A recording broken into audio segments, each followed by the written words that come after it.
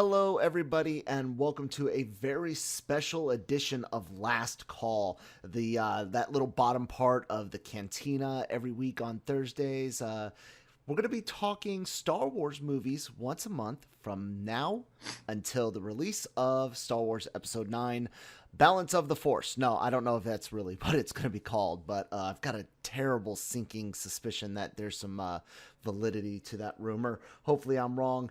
But we're going to be doing these podcasts, like I said, once a month, reviewing one Star Wars movie each podcast. And I'm going to be joined every month by none other than LRM online contributor Cam Clark. Cam, how's it going, buddy? Hey, not too bad. How's everyone today? Good? Doing good, Doing good. And everyone that he's speaking about is going to be our third wheel. Once a month, I'm going to bring on a third wheel. And yes, I will refer to you as a third wheel. We're going to bring on a third voice just for some contrast sometimes. And just because, you know, me and Cam, we're boring guys and we need somebody else to be a little bit more entertaining.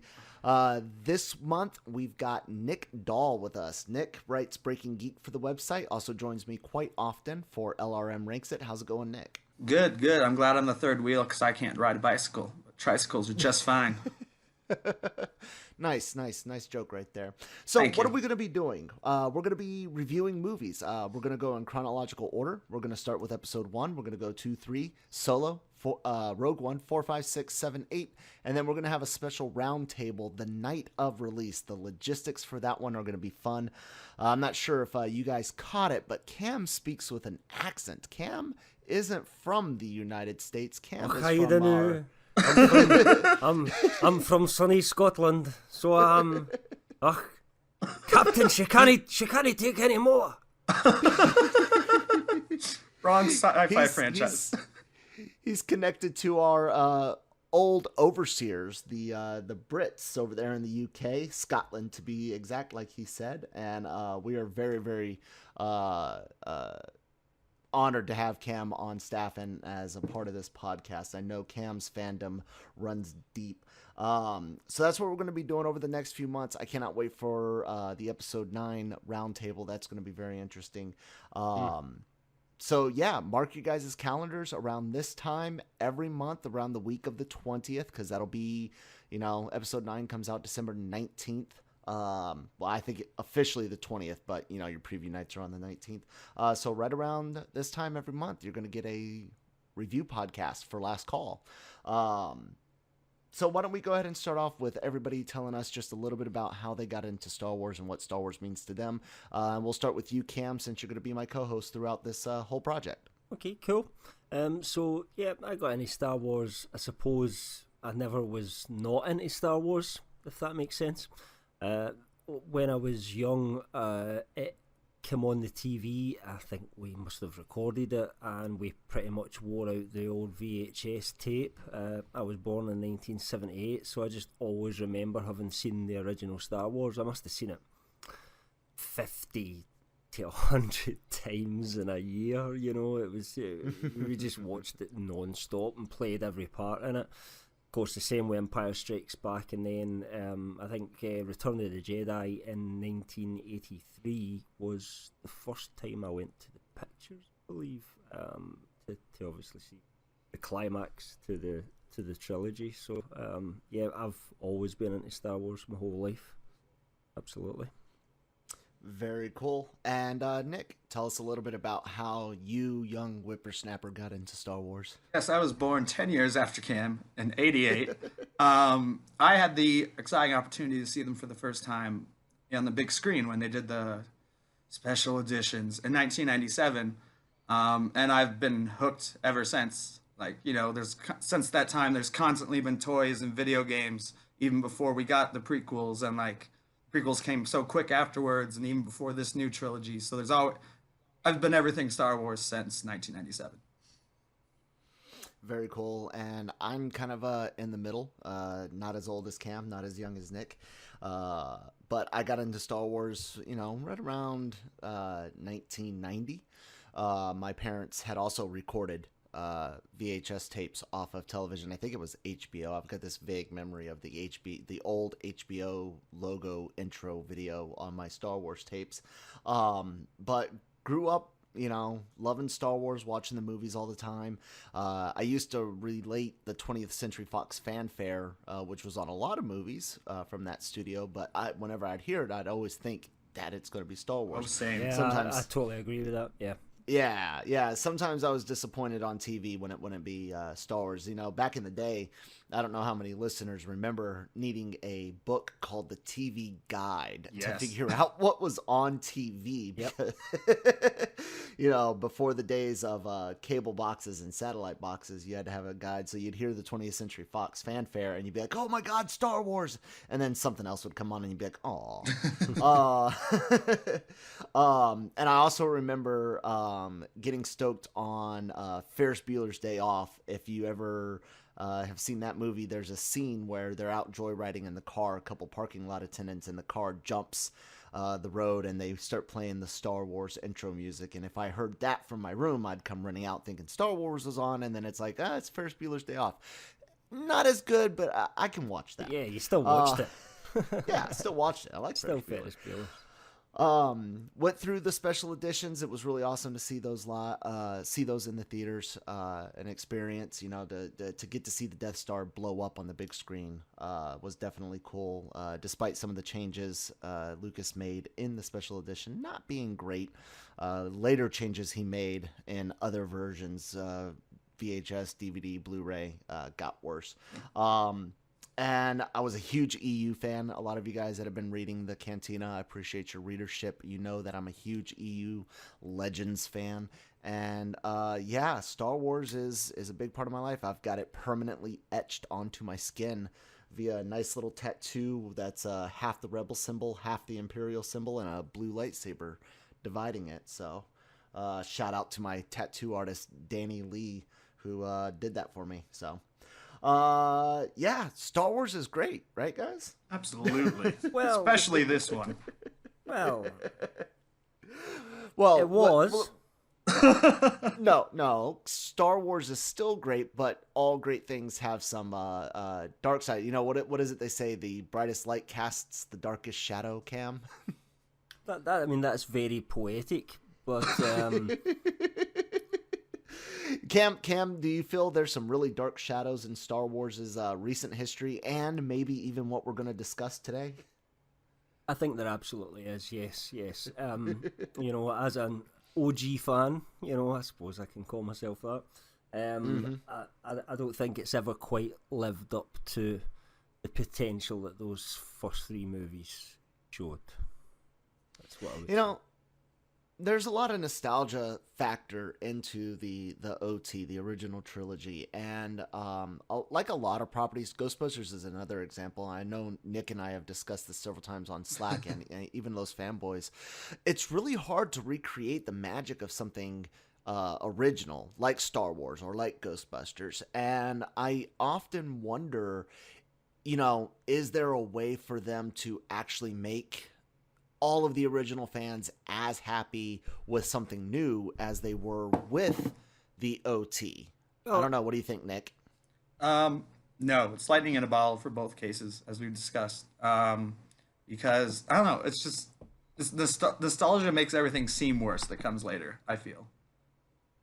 And what was your take on that, Cam? Yeah, I'm going to disagree. I think that's the movie industry, is that you capture lightning in a bottle once and then you just try to ring that lightning round the bottle as many times as you can to make as much money off it as possible until it's dead and there's no lightning left in the bottle anymore. Whereas I believe in the book world, for example, people are able to do this far more consistently, which means it's the quality of the writing. That's the problem. If someone,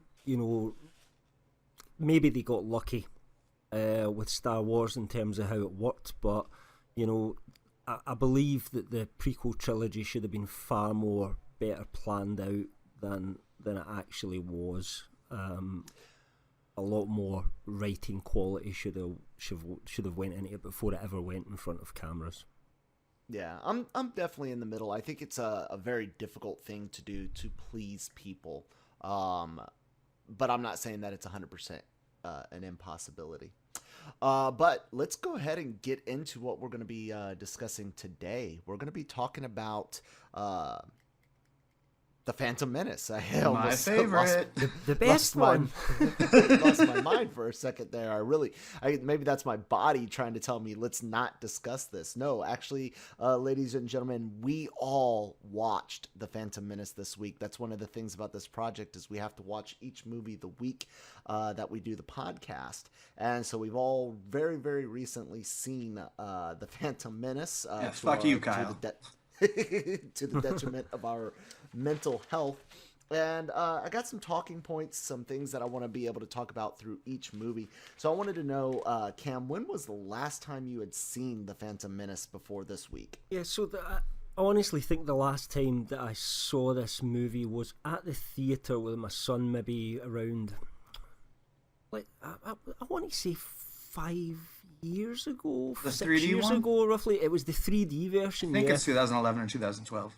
Right, that kind of makes sense. So my son was born in 2007. So I took him to the theatre with a friend. We thought, well, we'll watch that. At that point, they were going to all come out in 3D. They'd been telling us how amazing Star Wars would look in 3D, and having seen Avatar, which, I didn't particularly like the film, but, the 3D was absolutely amazing. Yeah. So to get the idea of that sort of in Star Wars sounded incredible, but long story short, we left halfway through. Kids were bored. I was bored. I'd seen the film so many times I really didn't need to watch it again, and the 3D conversion was awful. That's harsh. Nick, when's the last time you saw this movie? 2011. After I moved back from California, my best friend and I, who showed his girlfriend, who's now his wife, them in chronological, the order we're doing them, like story order, as an experiment. And of course, we assured her that it got better. It gets better. Did she stick with it and see the saga out? Okay. Yeah, she actually had very interesting perspectives on Anakin I would never thought of, and the Jedi Order, because she watched it in that order. Did she appreciate the old trilogy far more than the prequels when she watched it? Yes, she noticed the writing and the directing was much better. Excellent. I Good. approve. I cannot remember the exact year. I do know that a while ago, I don't know, 4 or 5 years ago, I tried to watch a fan edit of all the prequel movies. It was like all 3 movies edited down to like 2.5 hours. And I couldn't even stick with that. And I think Phantom Menace was like 20 minutes of it. It was just the fight between Obi-Wan and Qui-Gon. Yeah. And, but I do remember a couple of years after Revenge of the Sith trying to do a saga viewing, watch all at that point 6 movies. And so I'm guessing in the early 2010s, maybe late 2000s is when the last time I had seen the Phantom Menace from beginning to end. And, before going into this viewing this week, I hated the movie. I remember I did an LRM Ranks It with Joseph Jammer Medina, our editor-in-chief. Oh, you mean the infamous yes, the LRM infamous, Ranks It? the infamous LRM Ranks That I have It, where not we listened ranked- to yet, even though I'm a Star Wars fan, in absolute protest. simply because of where Jammer puts The Last Jedi and Empire Strikes Back. Yeah, that one, Cam.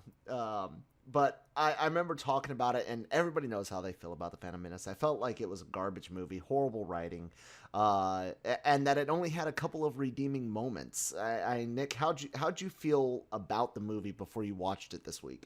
Well, when I was a kid, I loved it, and I loved Jar Jar Binks and all that crap. Because, I was young. But I went into this movie absolutely hating it, obviously.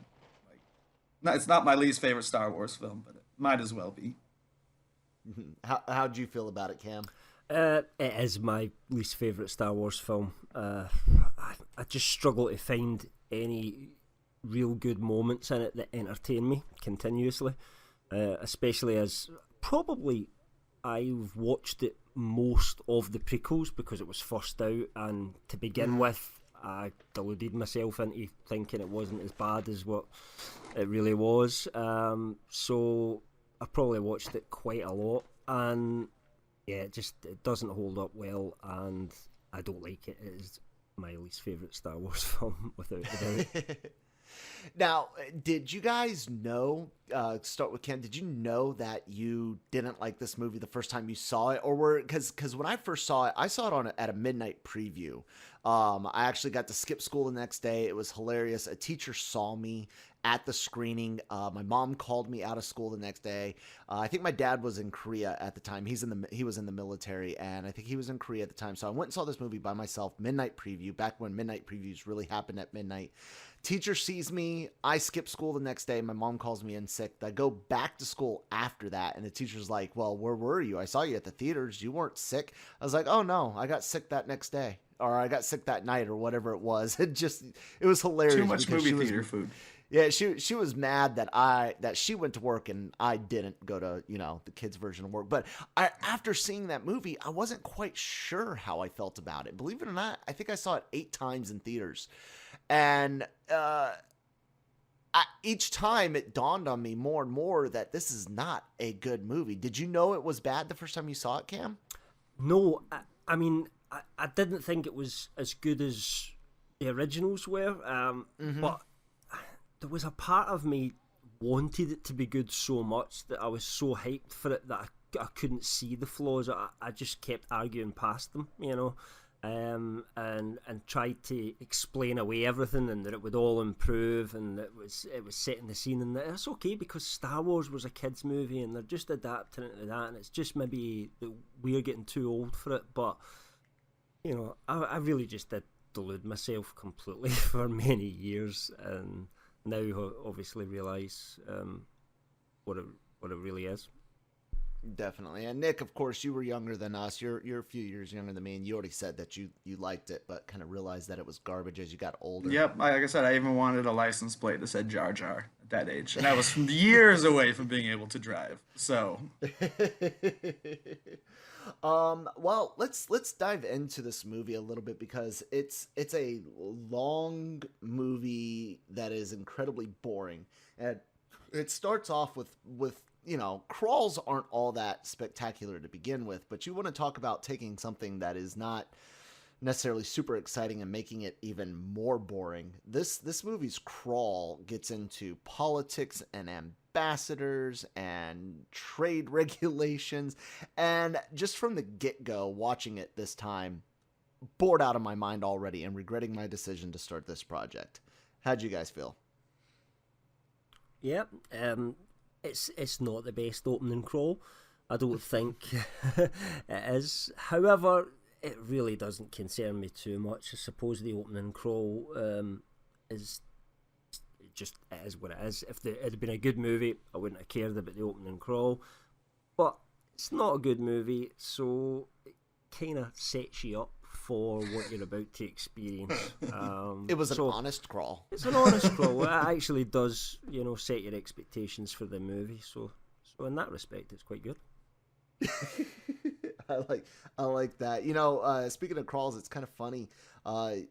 You just said, crawls, they're not all that important. But when Rogue One came out without a crawl, man, people were pissed. Ooh. Like, people were legitimately upset. I didn't mind it. I thought it was nice to separate it. I didn't care for what Solo did, but we'll discuss Solo, April? May? Sometime briefly like that. About that. Solo might as well have done a crawl because there was something. Yeah, they may as well. Instead, they used the Galaxy Far, Far Away font and color, or in credits color. I can't remember. It's a shade of blue, and just kind of almost like a preface in a book or a comic book or something like that. But yeah, fuck Solo. We'll get there in a few months. You will get there in a few months. So the movie starts off, and I was actually kind of pleased once we get to the first action scene. The Jedi have been there's an attempted assassination on the Jedi by the incredibly Asian stereotype aliens, the Nemoidians. I can't pronounce that damn shit. It is Nemoidians. Nemoidians, yeah. They're speaking in some horrific stereotypes, and they've got slanted eyes, and a lot of people have pointed out that they are potentially, Asian stereotypes and racist, and I don't know what Lucas was doing. But the Empire's all British, so so yeah, true, and true. the pirates in The Force Awakens were Scottish for some reason as well, which I thought of as a personal slight and all. But all the best bad guys are British. I mean, hey ho, but people will look into things and see what they want to see sometimes. Yeah, but there were several things in this movie, and we'll get to a couple others that do lead you to not necessarily think somebody was being overtly racist, but somebody definitely has their fingers far from the pulse of society. But the first action piece I actually kind of like. This is the first time we're getting to see new Star Wars, new Jedi, new lightsabers. It's Obi-Wan Kenobi, Qui-Gon Jinn.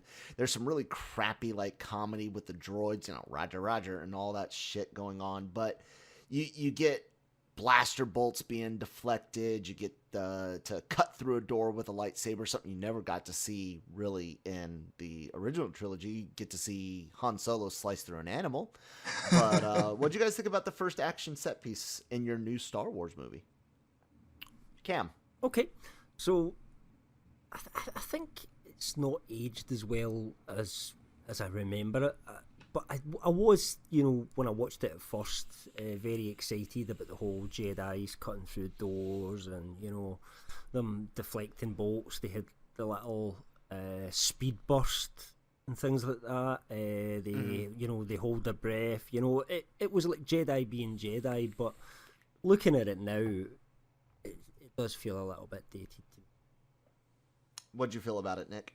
I still really like that scene. It's totally one of my favorites because, it's the first time we got to see Jedi really be Jedi because Darth Vader really couldn't move around much and Luke wasn't trained the same way. So, we got to see them be badass for the first time until the droidicas show up and they have to escape through the vents. Decas, destroyers, master destroyers. Roly-poly. Yeah.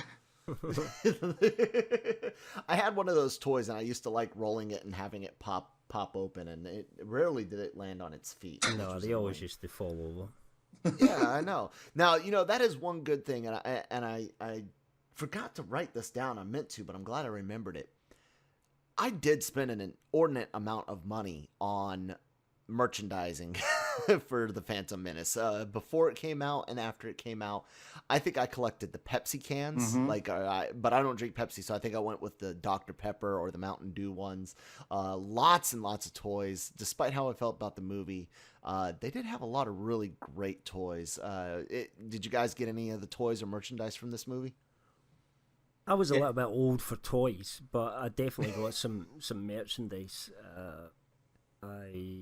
I think I actually had the book before the film came out, which was kind of weird. Oh, yeah. I didn't read it until after. Terry Brooks wrote that one, didn't he? He did, yeah, Terry Brooks. Yep. Actually, the novel is better than the film.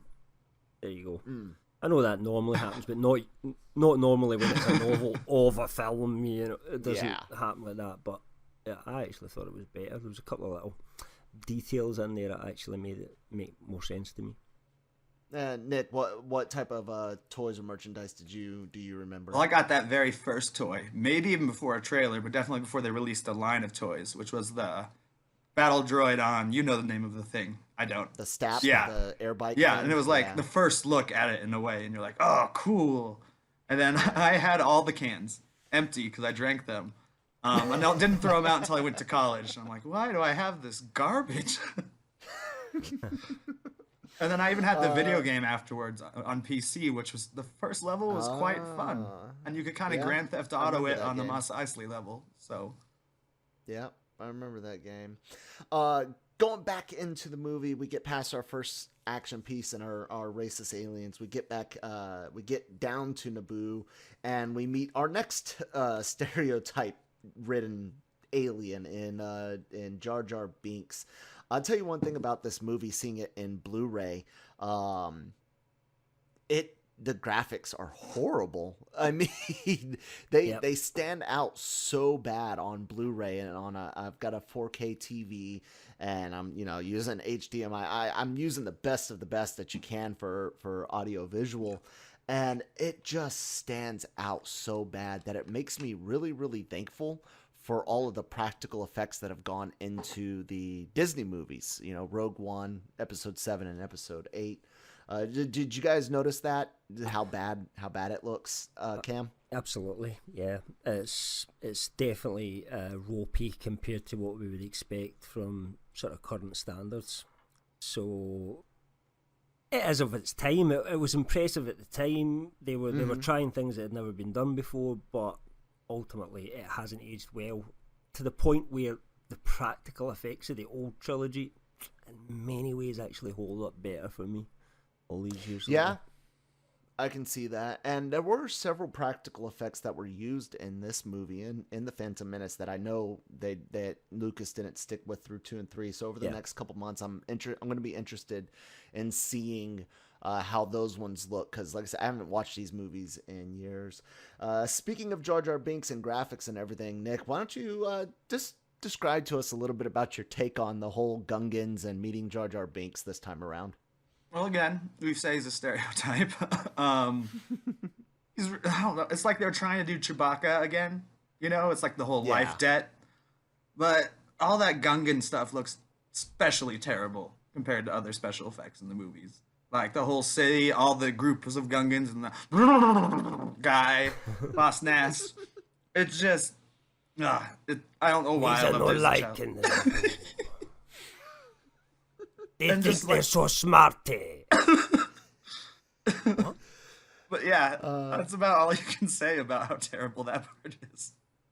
It is. It's pretty bad. And then, you know, they're setting you up because you got to go through the planet core. Or no, the only way to the Naboo, or fastest way to the Naboo, is through the planet core. And they're setting you up. So, you know, he says, oh, your Gungan friend here owes me a life debt. And Boss Nass seems like surprised, like, you have the life debt to them? Really? With this and listen? Whatever. What does this and listen mean? I don't know. This one and this one? I don't know. Yeah, I never thought of that. He's gonna die! But we get some slapstick humor with there's always a bigger fish. And we eventually get to make it all the way to the actual, you know, humans on Naboo. And they're dealing with this Trade Federation embargo, which when you look at like the old EU map and you pay attention to everything in the movie and everything in the prequels, Naboo, like, strategically, that was a dumb place to set up your trade route, your embargo, because they're actually not on a major trade route. And other than the fact that, you know, Palpatine comes from Naboo, there's no reason for him and his plans to have involved that planet. As a matter of fact, that just shows how the writing didn't take into account the very story that they were trying to tell, because they should have made it about, you know, Naboo's really important to trade routes, or Naboo produces certain materials that are really important for trade, you know, something. I don't know. I mean, was the point not more though that it was unexpected? No one expected. They just thought it was going to be some very simple thing, because obviously Palpatine was behind it all, and he was doing it to create this sympathy vote for himself in the Senate. You know, so it was all designed around that one thing. So I know, but he was the senator for that planet. That's what he needed to happen. Right. But I'm saying, like, to me, it would have made more sense. If I'm going after power, my planet better have a bargaining chip with it. And it just didn't seem like Naboo. Maybe it's the business school side of me thinking too logically. There's lots of water there, and there's like none on Tatooine. And there is actually sand. Maybe they're exporting water. Yeah. But it didn't feel like they had enough of a bargaining chip for Palpatine. I know why he did what he did, but it didn't make sense for Naboo to be that important. You know, like I said, when you look at like the galactic map from the EU, it's not on a major trade route. There's no major import exports. It didn't make logical written sense. You know what I'm saying? Well, now that ain't canon, so it don't matter. But I know why he was doing it, because, like you said, the sympathy vote and everything to make himself chancellor. But we get to Queen Amidala. We finally meet Natalie Portman's character, and she was horrible. Just as stiff as an actress can be, just absolute garbage. And I feel bad saying this about her. I know she's done several other movies, and she could only do so much with what was written. But unlike, you know, child actors who you kind of give a little bit of a benefit of the doubt, you know, because they're young, she should have been able to do look. Liam Neeson and Ewan McGregor did something with what they were written. She did jack shit. Cam, what do you think? Totally agree. I do believe the character was so underwritten, it was criminal. She had no character arc throughout the entire trilogy, and she continued to make bad decisions constantly throughout that trilogy without ever getting any explanation as to why she was so dumb and why she made all these terribly bad decisions. It just didn't make any sense to me whatsoever.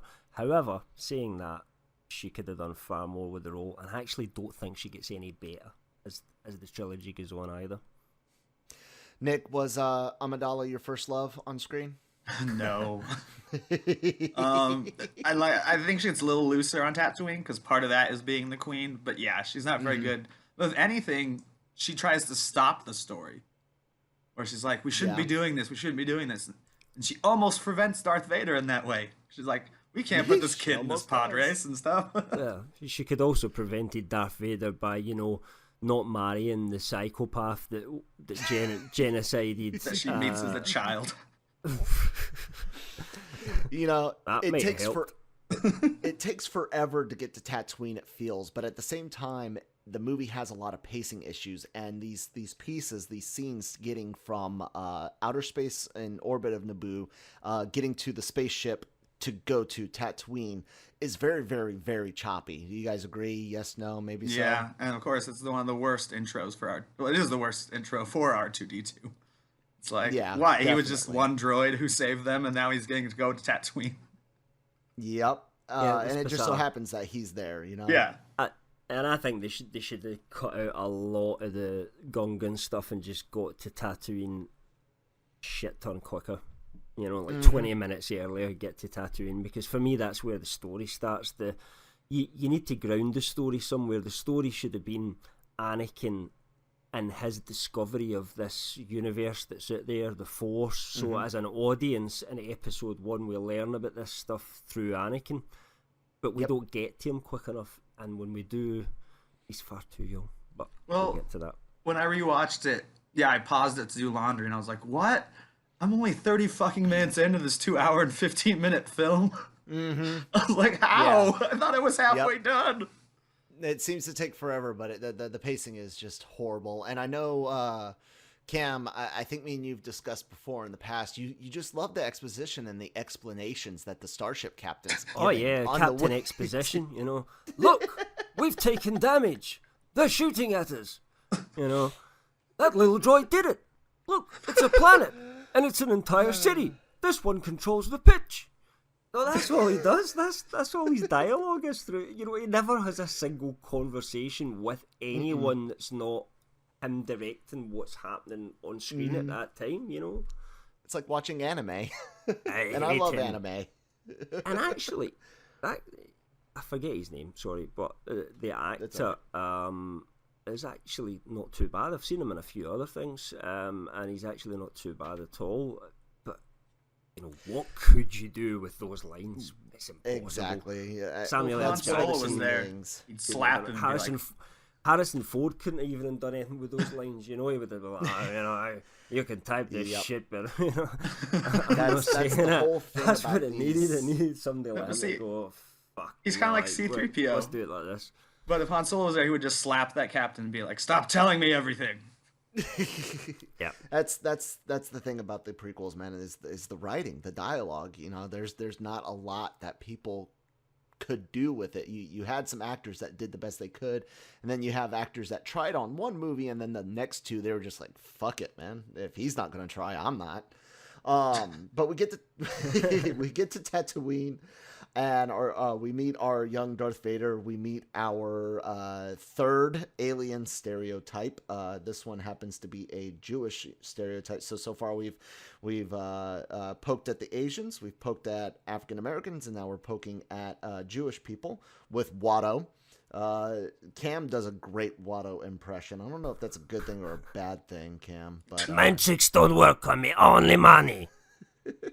To be fair, I can do most of them, I think, these days.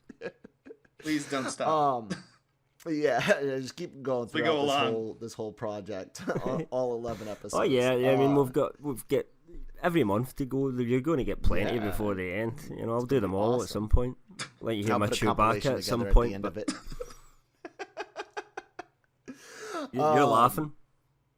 Yeah, I cannot wait. I mean, it can't be. You know what? I'm going to save that comment for Solo. I knew you were going to reference that. I'm going to save that comment for Solo. For those of you that don't know, I don't like the movie Solo, and Nick loves it, so it's going to be an interesting episode. But yeah, here we are, Tatooine, Watto. We realize, you know, we've got a faulty hyperdrive. We need some parts for it. And we get to what I think is one of the worst scenes in all of Star Wars, and that's Watto's shop, and it's Jar Jar Binks and his freaking Groucho Marx, you know, the pit droid slapstick comedy shit, the droid that kicks him in the nuts, and you gotta punch him in the nose. Yeah, who puts the big on-off switch on a robot? It's like a shark. As their optical sensor as well, you know, stupid. But you also get that horrible line, one of the first lines, if not the first line he speaks, he being Anakin, "Are you an angel?" Are you an angel?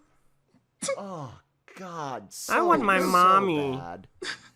He knows what planets angels come from. Is it As if tea it's a real time yet? species. Yeah, exactly. I mean, Nick, you were younger when you first saw this, man. Talk about this scene. Didn't bother me as a kid. I actually like Jake Lloyd because he's also, I think, from Colorado Springs. So from my state. So... Or Fort Collins, rather. So I was like, oh, that's cool. But what about now? I absolutely hate him. He's like, you can have good child actors. Like, well, I mean the scene, not Jake. Oh, the scene's terrible too. I don't. Yeah, it's just so, their age difference is so weird. I might as well have Luke and Leia like having sex rather than like these two getting together. But Jesus, it's terrible. Cam, didn't you buy into the fact that these two could fall in love from that initial interaction? Oh yeah, absolutely. You know, come on, it's he was too young. They cast him too young, 10 years old. How are they ever supposed to develop a relationship with each other? He should have been 5 years older at least, you know. 15, starting to think about girls, you know, and she walks in and, you know, all he's been used to seeing is the slave girls kicking about Mos Espa, you know, with one leg and no teeth, you know, and then all of a sudden this queen walks in from Naboo and he's like hubba, you know, that's what to me would have been a decent attraction to kind of start them off, but no, he's just a kid and he thinks she looks like an angel. Yeah, it was no bueno. Definitely. Tatooine is like the centerpiece of this whole thing, and we get a little more introduction to Anakin. You know, find out about his slavery and his mom, and that he has no father, that he was a immaculate conception. We know that the Star Wars canon has officially said that it looks like Palpatine affected the Force to create Anakin. I hate that. Yeah, thank God for midichlorians. Yeah, and that's what I was going to get at, is midichlorians. George Lucas, you know, once created this amazing thing called the Force that surrounds us, binds us, penetrates us, you know, everything between the rock and the ship, and we're luminous beings and stuff like that. And he's like, nope, microscopic fucking bacteria lives inside your cells, tells you the future. He has more than Master Yoda. And just completely ruins it. Midichlorians to me is one of the worst things in all of Star Wars. Like, I would almost give my left, you know what, to get rid of midichlorians from the canon, but unfortunately it's still there. How how Go would ahead. you have done if he's set on the idea of a virgin birth and this kid is remarkably talented? How would you have done it without using something that they can test? I'm just throwing it out there, devil's advocate. Just sense it. Like, I sense he's super strong in the Force. It just has to be the Force. Yeah. It doesn't have to be. I see a light any creature emanating in the from him or Force. whatever. Yeah, I mean, in the old EU, they used to ignore midichlorians. I think it was I think it was during the time where Jason's going to the dark side, and there's a line about midichlorians between him and Ben Skywalker. Yeah. Because fucking Ben, the name Ben don't mean jack fucking shit to Han and Leia. It only means something to Luke, which is why it was stupid to have Kylo name He'll get Ben to that unless too. they let Leave it for unless they episode let 7. Luke name Kel. him. But Leave it anyways, for yeah, episode I'm 7. fucking pissed about that. But there's a line and they make fun of it, and Jason says, like, that doesn't matter. Midichlorians don't matter. So even the Star Wars authors back in the EU were just like, nah, fuck that shit. The Force is mystical. The Force could have created, or even still, you could have used, Palpatine could have used the Force to create him, just not through fucking microscopic bacteria. I can't stand. I mean, I midichlorians. hate the whole Palpatine created him. It actually I makes hate that too. no sense whatsoever.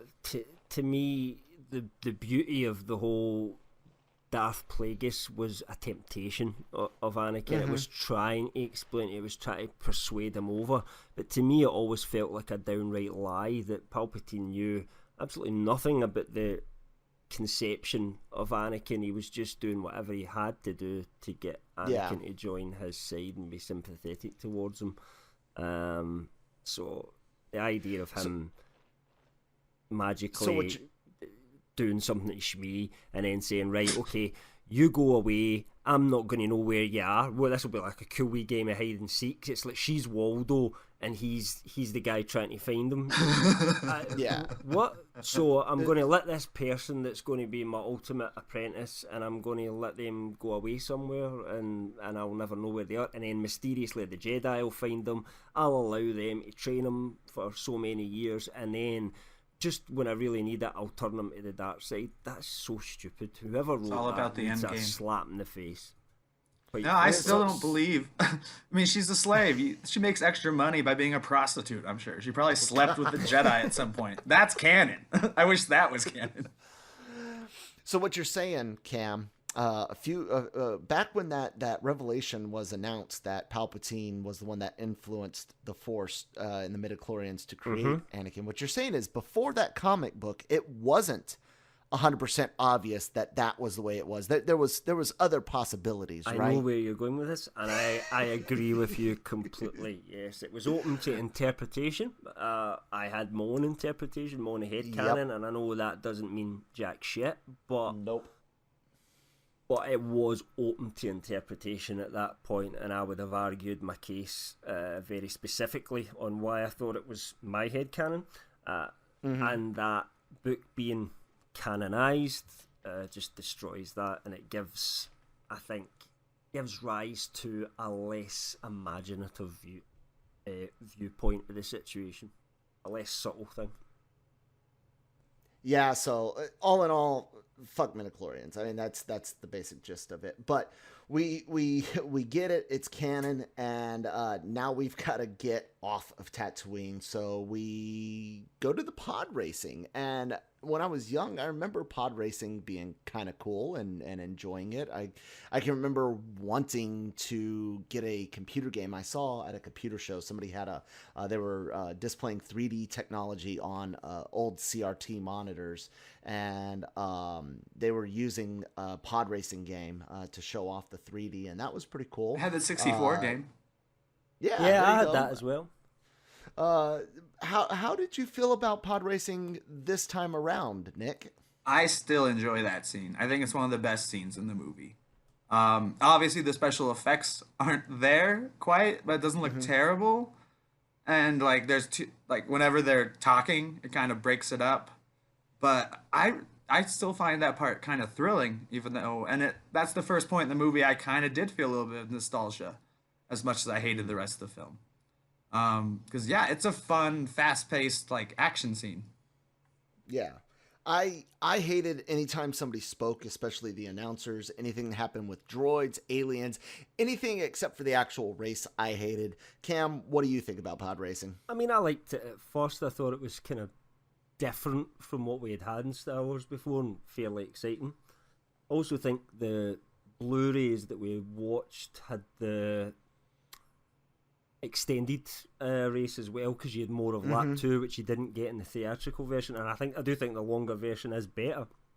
However, I do find it over the years less exciting to watch. I know Anakin's going to win.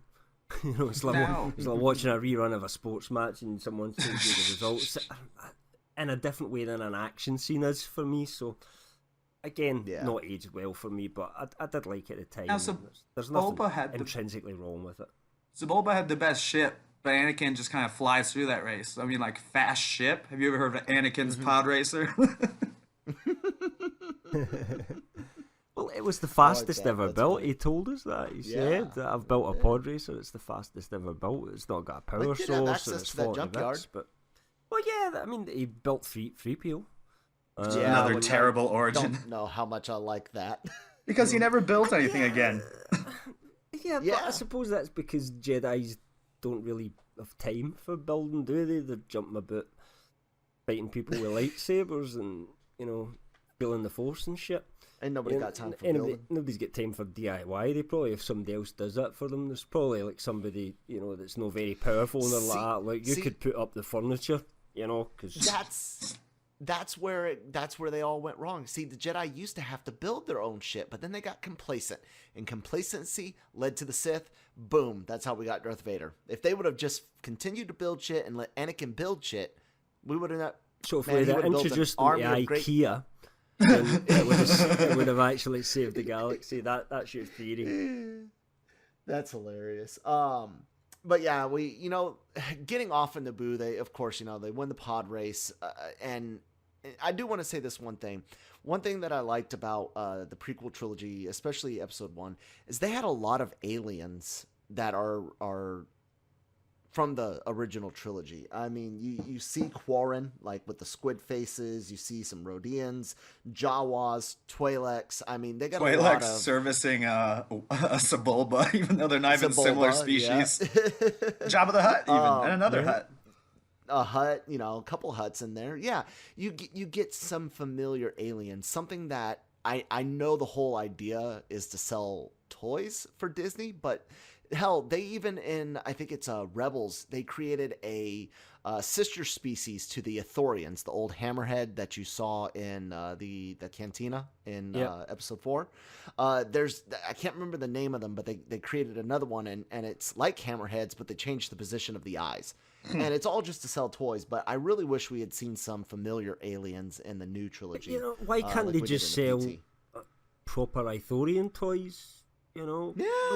No one's going, well, in 1978, I bought an Ithorian, so I'm not going to buy one now, Yeah.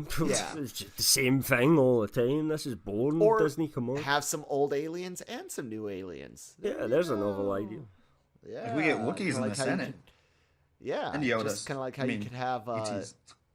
ETs. That's what you're... Yep. There's Wookiees in the Senate, too, but... I noticed that. I'm like, how smart are they compared to the rest of the species here? Like they can say much without a translator. Speaking of selling, both new toys and new aliens and old aliens, you could probably sell new Star Wars canon books while continuing on the stories and legends and make money from that. Make more money than you're making now with the books that are kind of boring. None of your political nonsense here, Malone. So, speaking of politics, we get over to Coruscant. And Coruscant it's just really there to say, hey, we don't trust Anakin to be trained. I know everything that happens there is Anakin not to be trained and Palpatine manipulating people to get power, which works. He tells Amidala, hey, maybe we shouldn't have Chancellor Valorum, and she's all like, no, we need Chancellor Valorum. He's been our strongest ally. Bureaucrats. Oh, and then just like that, no, fuck you, Valorum. It's so I want my easy. guy. Yeah, but to be fair, he does pussy out though. You know, he's going to back her up, and then somebody whispers in his ear and goes, "Remember, they've got those photos of you in that Ithorian, the one with the new eyes, not the old one." And you know that's not going to go down well amongst the voters. So, and he concedes a point. Yeah, I got why they did it, but it still happens a little bit faster than it should. But thank God, because the movie's too long to begin with.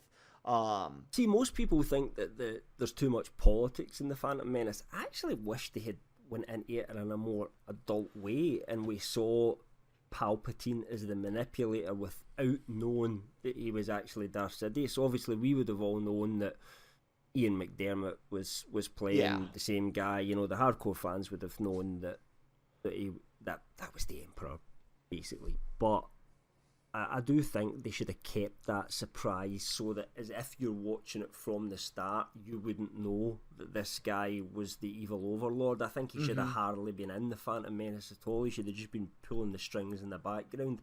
And then it looks like this guy, Frank Palpatine. I always like to call him Frank because he's... I must be Frank, Your Majesty. And then they changed these... What is his real name now again? Oh, it escapes me now. But they did give him a proper name. Sheev. That's it. Sheev Palpatine. Yeah. I don't like that. I preferred Frank. But there you go. But, you know, I would have liked to seen him as this political manipulator. And then later on in the series, we find out these are the same people and what the goal was. So, it felt like there was this twist at the end that you would only see coming because you had seen episode 4, 5, and 6, not because... Oh, that's what I was looking for anyway, and it just wasn't there. I think there's too much politics to do the type of movie that they did do. If they had leaned into it more like you were saying, then I think it could have worked. But they have too much politics to do what they did. Oh yeah, it's aimed at too young an audience to have that stuff in there. Yeah, and it's very obvious. And correct me if I'm wrong, Nick, but I mean, this really appealed to you. You were what, 9, 10 when this came out? Yeah, this Star Wars trilogy, the prequel trilogy, was aimed at kids. Episode 1 was aimed at 10, 11, 12-year-olds, and Lucas kind of let them grow up with it from 99 to 2005, which isn't necessarily the smartest idea, because Star Wars Episode 4, the original Star Wars, A New Hope, whatever you want to fucking call it, it was all ages. It appealed to teenagers. It appealed to 10-year-olds. It appealed to 30-year-olds, but... Episode 1 was aimed at kids. Absolutely. Well, here's what's crazy. He didn't quite know how to do it. Whatever is behind millennials, I work in a movie theater, so I work with a lot of younger kids. The prequels are their favorite movies. Because that's what they grew up with first, before they got into the classic. Which is why if I ever have children, they'll never see these fucking movies. But, but then there's sensible people like yourself, and I very rarely use that term for you, Nick, but I'm going to and who have grown up to appreciate how bad it was, and for me it's short returns. So you get this audience in at this younger age, but they're going to grow out the film. They're not still going to like that film when they grow up, because it doesn't have any adult themes, because it is just aimed too young, and the humor's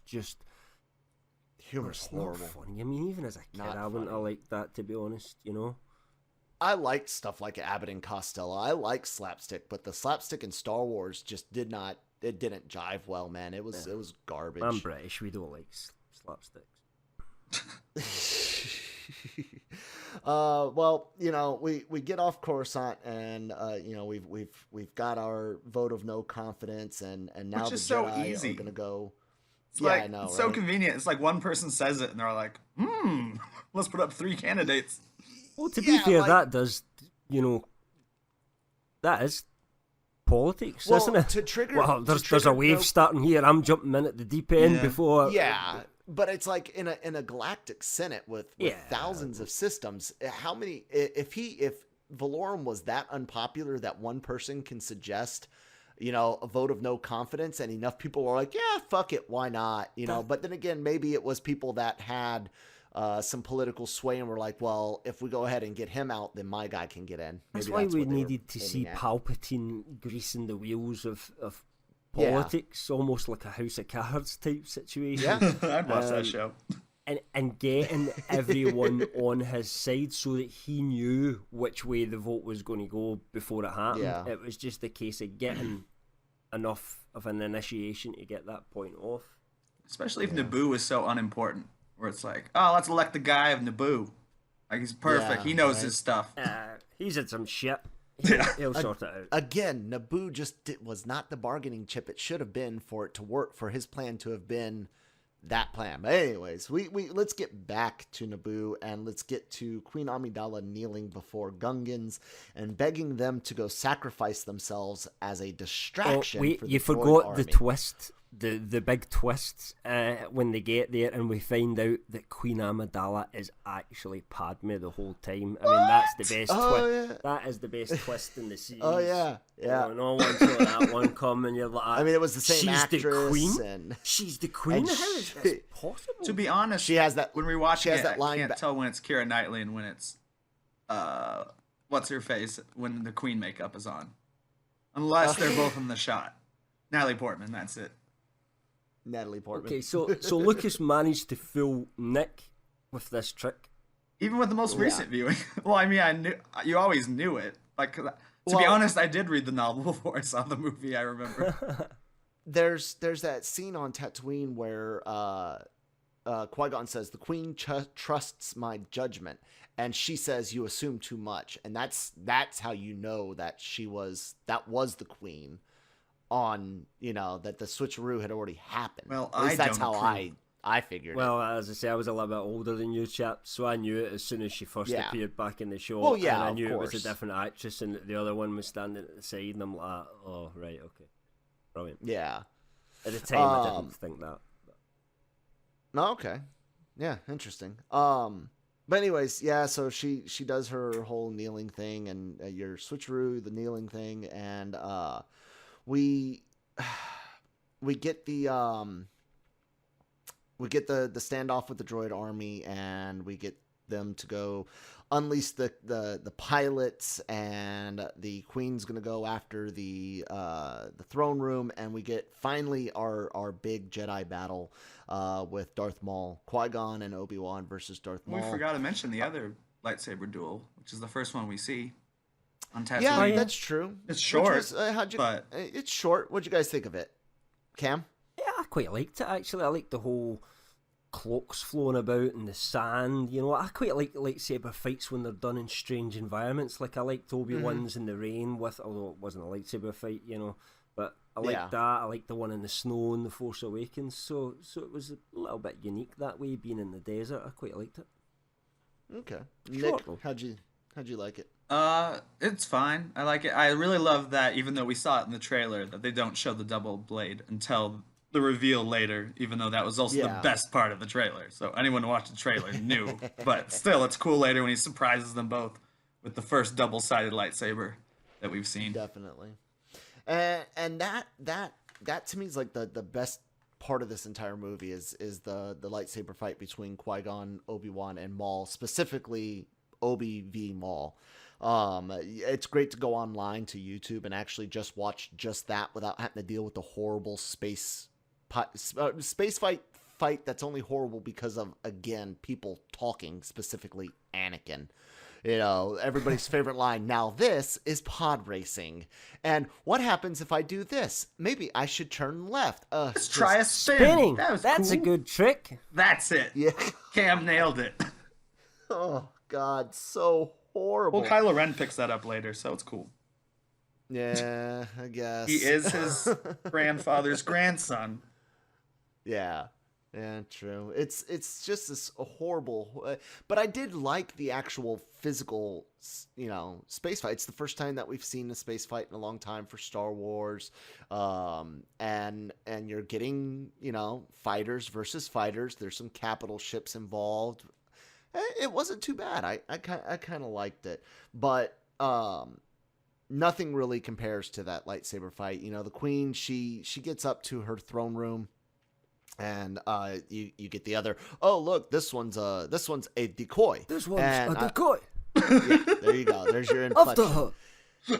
And they've been in this throne room for forever, and maybe it's just the logical person in me, and maybe some of the experiences I have in life. But whenever you take over a room, you should search that room. And you're telling me that they never once sat in that chair, pushed any buttons on that chair, and found the blasters that were hidden in that chair? Someone's getting sacked for that job. Someone's definitely getting probably sacked. just a battle droid anyway. Roger. Looks good. And scanners, Star Wars, you always, even in A New Hope, there's scanners. They go to scan the Millennium Falcon to look for hidden shit, right? So yeah, they don't do it very well though, do they? For hidden shit. We ain't found shit. There's 6 people in there, but we ain't found shit. Well, those were smuggling compartments. They were shielded and stuff like that. Come on now. You know the EU. You know the Falcon. Yeah. So anyways, the Millennium Falcon. But we actually, let's talk about that final lightsaber fight. It's really cool to watch 2 Jedi go against 1 Sith Master. But Apprentice. I love... Apprentice. Oh, yeah. An apprentice, sorry. A master and an apprentice versus an apprentice. But I absolutely love Obi-Wan versus Maul. I think it's the only time that Ewan McGregor really gets to act. He doesn't have a lot of dialogue early in the movie, or throughout the entire movie. But here, his body language and his facial expressions, the hurt on his face that his master's been killed, and it almost looks like he touches the dark side to fight against Maul. What do you say, Cam? Yeah, I mean, I agree. I think there is an element of that in there. He is angry, he's hurt. He wants to go at Darth Maul, and there's an intensity to his fighting. Whether he taps into the dark side or not, I don't know, but it does feel like that anyway. Yeah. What did you think about that scene? Seeing it for the first time, Nick? Oh, I'm sure I loved it. I still love that scene. That's one of the best scenes. But even though he doesn't have the high ground in this situation, and there is that convenient plot device that kind of Galaxy Quest points out for Star Trek, where it's like, oh no, there are these walls that are keeping us from each other for a few minutes. But I do love that Qui-Gon even meditates during that moment, and Darth Maul kind of prowls like a cat. Yeah, it was actually quite well shot. Kind of show the difference in mentalities for a fight. And Obi-Wan just looks ready to fight the whole time. Mm-hmm. Definitely. The movie, the good guys win in the end. Anakin accidentally wipes out the reactor for the main droid control ship, which you would think that you could send control from one ship to another ship just in case, but it's Star Wars and it's nothing makes sense, especially in the new trilogy. Don't bring logic to Star Wars. No. There's no logic. The EU here. had logic. The EU actually had logic. The movies, they don't. Got it. Tracking. But the good guys win. Oh, what were you gonna say? The EU didn't have logic? Well, I was going to talk about the giant Death Star that was shaped like a lightsaber. The Hutts stole. Oh, the dark saber. The dark saber. It was just the laser and the housing. Yeah. And okay. it was I'm not the saying dark the saber every because EU it looked book like a made lightsaber. sense, but a lot of the EU, anything Mike Stackpole wrote, that usually made sense. So we'll go with that. Anderson, I didn't mind the Jedi Academy trilogy, but Stackpole, Anderson, yeah, Stackpole was great. Alston was great. And there's several really, really good writers that did great. Of course, Zahn. Anyways, man, we'll do a last call EU podcast someday. The good guys win. We get to the end of the movie. I hated the last song, the celebration music. I hate it more than I hate the than I hate the Ewoks. What do you guys think? Do you prefer Naboo victory or Ewok victory? Which one's worse? I'm all in the Ewok victory. Wait a minute. Are we talking original Ewok victory or you're right, the special edition one? They changed it because we could have we're talking the original. What's the original? Wasn't that the original? That's the original. I actually preferred the special edition version of that when John Williams did a new score for it, to be honest. I know that's an unpopular opinion, but so you think so Naboo is worse than the original? It's worse than anything. Yeah, I hate the Naboo one. That's what I'm getting at. And then of course, the last word in episode 1 is peace, as they're holding a Tesla coil plasma ball. Maybe that's the thing that the planet has that's valuable. It's glowing balls. Yeah. Maybe that's what it made it so important for trade, is it sells We glowing need more balls. glowing balls. Maybe they're energy sources that they use to, I don't know, something. The Gungans have pretty Something. good blue glowing balls in their battle. So I don't know why they What need was that? another Oh yeah, one. yeah. True, exactly. Why? Shit, them humans probably stole that glowing ball from the Gungans, and that's why they didn't like them in the first place. Oh man! But the movie finally irises out, and we get to John Williams's outro music, which is always glorious to hear, whether you enjoyed the movie or not. Sometimes it's even better to hear it when it's a really bad movie, because you're like, oh, thank God it's over. And ladies and gentlemen, that is Star Wars Episode 1, The Phantom Menace. We made it through it. Barely. Cam, what were your feelings about this movie after viewing it this time? Were there any changes? No, if anything, I thought it was worse. I don't think I'll ever watch the movie again. I can't think of a reason why I would watch it again. It's ingrained in my memory. I know every scene. I could speak a part in it. I don't need to watch it again, and it's just not good enough to rewatch because it's. Nick, what'd you think afterwards? Any changes? I liked in feelings? Anything that was better or worse? I liked it better in 2000. I liked it better then in 2011. Last time I watched it. But yeah, like I said, I'll never see it again. If I by some weird chance have children in my life, they'll never see it. It's just forget all 3 of these movies. It's funny, as I was watching this, my wife went to go pick up my son. I've got a 5-year-old son. And when he came in through the door, he goes, "What is this?" I wouldn't let. And I was like, I was trying to explain to him, I didn't want to say it was Star Wars, because it is Star Wars, but it's crappy Star Wars. But I don't want to say something's crappy in Star Wars and upset him. And I was trying to figure out how to politically tell my son that this is a movie you will never watch. I wouldn't even let my cat in the room when I was watching it. I was like, no, get out of here. This is not for you. Bad. You're old, cat. I don't want you to have an accident. Yeah. You need to let them experience bad movies and work these things out for themselves as well, even the cat. I want to save my son from as many bad experiences in life. I mean, isn't that our job as parents? Cam, you're a parent. No, isn't it our job your to job protect is to our kids? prepare them for life, to be able to take their place among society and survive. You know what? That is a very good point. And what I should do is sit my son down, and he should watch from now until the day he moves out of my house. He should watch the prequel trilogy once a year. Oh Jesus! will Don't build torture character. the boy. Yeah, I mean that. It's like my seems personal cruel and hell. unusual. Yeah. Well, shit. So I'm either too soft or too whatever. Fuck it. Damn it. You're Moderation Scottish. You're is supposed always to be key. all like more angry and harder parents than I am. I'm an American wussified millennial or whatever the fuck, No, I'm joking, everybody. Go be good parents. As long as you don't beat your kids, I guess you're fine. Yeah, let's talk just a couple last little things here that I want to go through for every movie. Who did you guys think was the best actor, strongest actor in this movie? All in favor of Liam Neeson, say aye. Aye. Liam Neeson crushes everything, even those terrible movies he makes today. Yeah.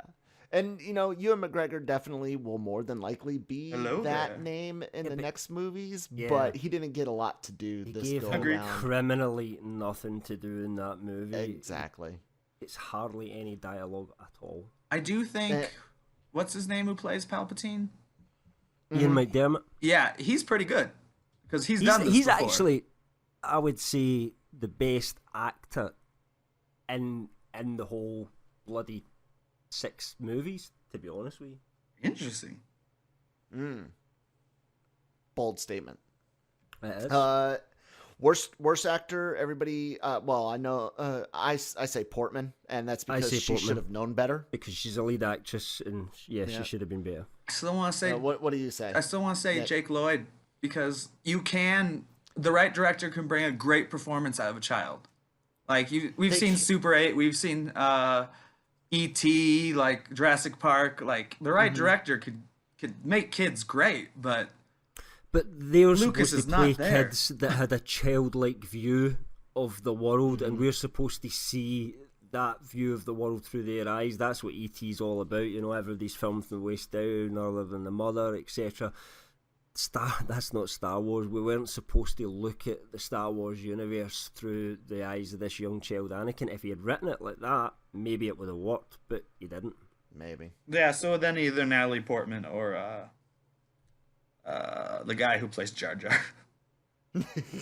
Just dreadful, even though he's one of the first CGI. I think he is the first CGI character that speaks and stuff. But yeah, dreadful. Yeah.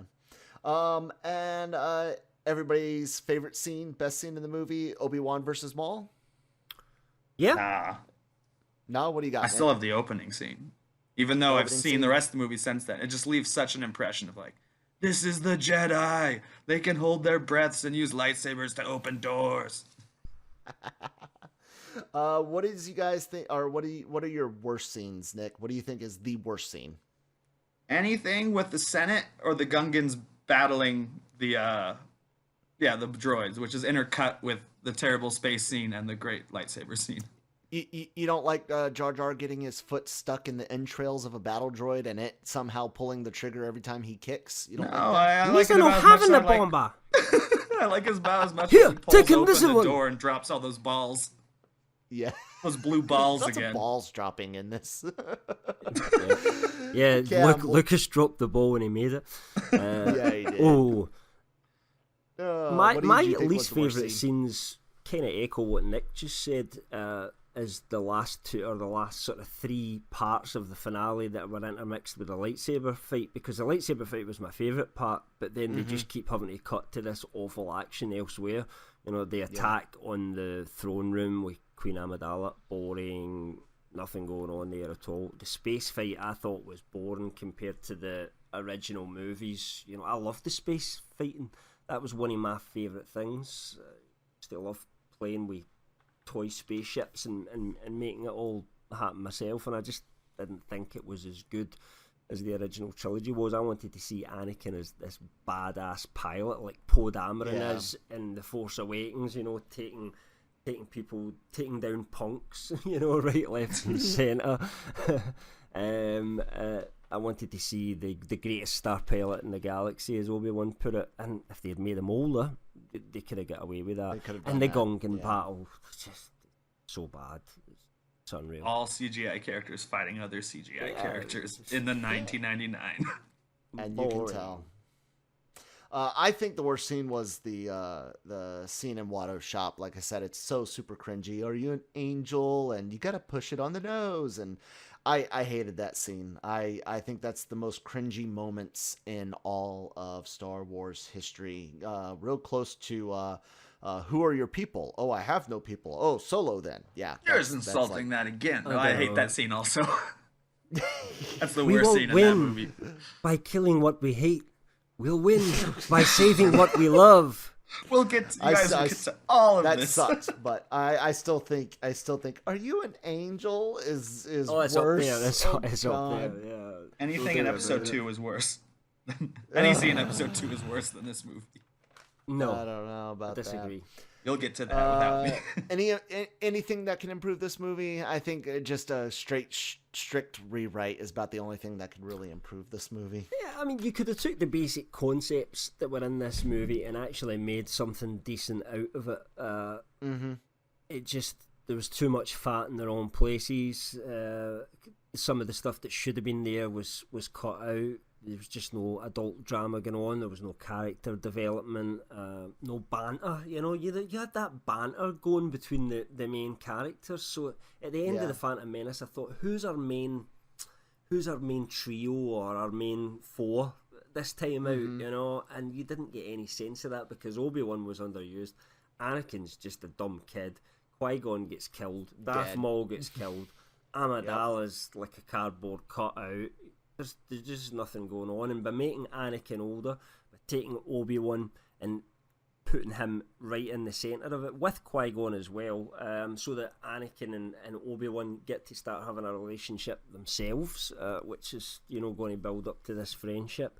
And we'll get on to the other films, but I think that it was all too young. It should all been started an older point and progressed on at an older point from there.